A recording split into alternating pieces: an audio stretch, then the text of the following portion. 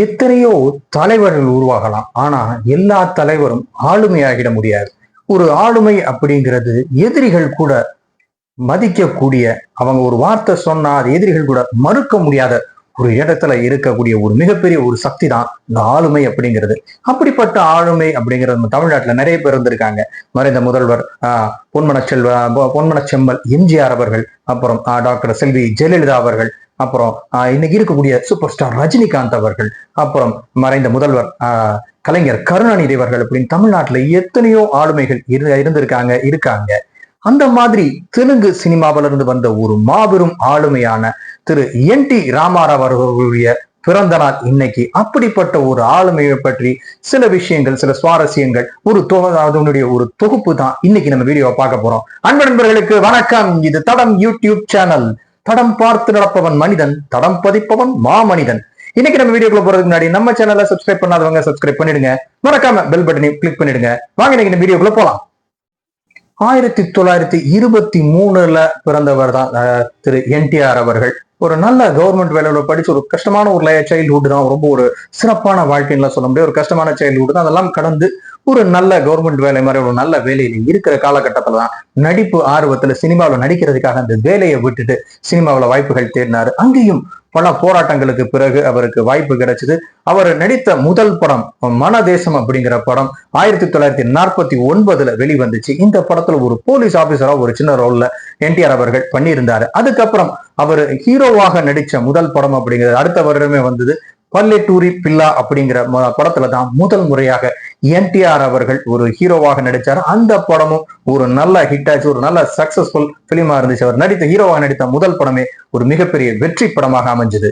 இந்த என்.டி.ஆர். அவர்கள் ஹீரோவாக நடித்த முதல் படமே ஒரு சக்சஸ், ஒரு ஹிட் படமாக இருந்தாலும் அவரை ஒரு ஸ்டார் ஸ்டேட்டஸ்க்கு உயர்த்தியது, ஒரு மாஸ் ஹீரோவா ஆக்கியது அப்படின்னு சொன்னா அது பாதாள பைரவி அப்படிங்கிற படம் தான். அந்த படம் தான் என்.டி.ஆர். அவர்களை ஒரு மாஸ் ஹீரோவாக உருவாக்குச்சு. அந்த படம் மிகப்பெரிய ஒரு வெற்றி அடைஞ்சு தெலுங்கு ரசிகர்கள் மட்டும் இல்லாம அன்னைக்கு இருக்கிற ஒட்டுமொத்த தென்னிந்தியாவினுடைய ரசிகர்கள் மத்தியிலும் என்.டி.ஆர். அவர்களை கொண்டு போய் சேர்த்துச்சு.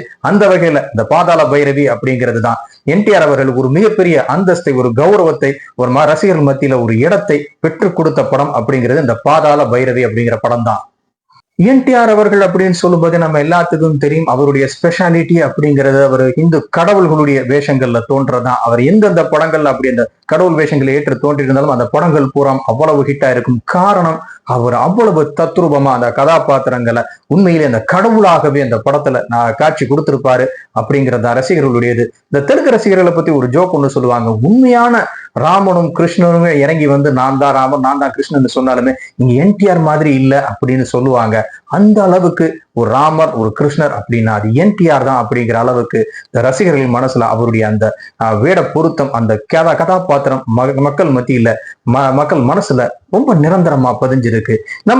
நம்ம தமிழ்நாட்டுல ஒரு வீரபாண்டிய கட்டபொம்மனையோ இல்ல கப்பலோட்டிய தமிழனையோ இல்ல ராஜராஜ சோழனையோ கர்ணனையோ நம்ம பார்த்ததில்லை. ஆனா அந்த பாத்திரங்கள் எல்லாத்தையும் சிவாஜி கணேசன் அவர்கள் நம்ம கண்ணு முன்னாடி கொண்டு வந்தாரோ அதே மாதிரி ஒரு கிருஷ்ணர் வேஷம், ராமர் வேஷம் அப்படின்னாலே அது என்.டி.ஆர். அவர்கள் தான்.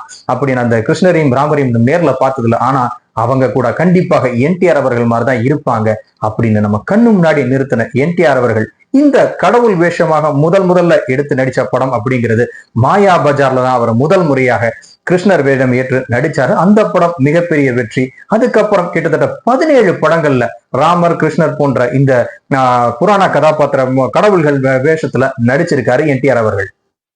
இப்படி என்.டி.ஆர். அவர்கள் இந்த கடவுள் வேஷத்தை ரொம்ப சிறப்பா பண்றாரு அப்படின்னு நம்ம சொன்னா அது எந்த அளவுக்கு போயிருக்கு அப்படின்னு சொன்னா, இந்த ஸ்ரீனிவாச மகாத்மியம் அப்படிங்கிற ஒரு படத்துல பெருமாளாக அவர் நடிச்சப்போ அந்த படம் வந்ததுக்கு அப்புறம் திருப்பதிக்கு 7 மணியான தரிசனம் போகக்கூடிய பக்தர்கள் எல்லாம் 7 மணியான தரிசனம் பண்ணிட்டு வழியில திரும்பி வரும்போது திரு என்.டி.ஆர். அவர்கள் வீட்டுக்கு போய் அவரையும் தரிசனம் பண்ணிட்டு வர்ற அளவுக்கு இவர் அந்த பாத்திரங்களை உண்மையான ஒரு கடவுள்னா இப்படித்தான் இருப்பாரு அப்படிங்கிற அளவுக்கு அந்த படங்கள்ல அவர் நடிச்சிருக்காரு. அந்த அளவுக்கு மக்கள் மனசுல அவர் மேல ஒரு பக்தியும் ஒரு அபிமானமும் ஒரு தீராத ஒரு மரியாதையும் அந்த மக்களுக்கு ஏற்பட்டிருக்கு அப்படிங்கிறது தான். இத்தனை காலம் கடந்தும் ரசிகர்கள் தெலுங்கு சினிமா ரசிகர்கள் அவரை தேவுடு தெய்வம் அப்படின்னு அழைக்கக்கூடிய அளவுக்கான ஒரு படைப்புகளை அவர் கொடுத்திருக்காரு.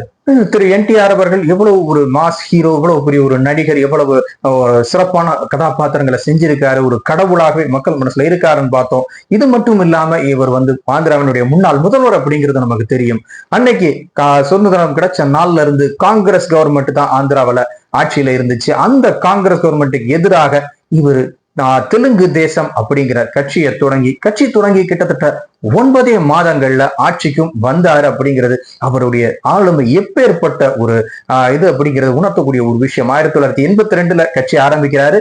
83 அடுத்து நடந்த எலெக்ஷன்லயே ஜெயிச்சதும் சாதாரண வெற்றி இல்ல, கிட்டத்தட்ட ஃபுல் மெஜாரிட்டி, ஒரு நல்ல ஒரு மெஜாரிட்டியில ஜெயிச்சு வந்தாரு. 294 தொகுதிகள்ல 202 தொகுதிகள் ஜெயிச்சு ஆட்சியை கைப்பற்றுறாங்க.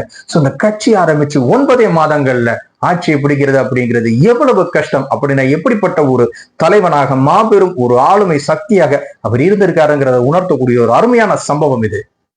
இந்த பதிவு உங்களுக்கு பிடிச்சிருக்கும்னு நினைக்கிறேன். இந்த பதிவை பற்றி உங்களுடைய கருத்துக்களை கமெண்ட் பண்ணுங்க. இந்த வீடியோ உங்களுக்கு பிடிச்சிருந்தா லைக் பண்ணுங்க, ஷேர் பண்ணுங்க, மறக்காம நம்ம சேனலை சப்ஸ்கிரைப் பண்ணிடுங்க. மீண்டும் இது போன்ற சுவையான ஒரு பதிவுல உங்களை சந்திக்கிறேன். அதுவரை உங்களிடமிருந்து விடைபெறுகிறேன். நன்றி, வணக்கம். தடம் பதிப்போம்.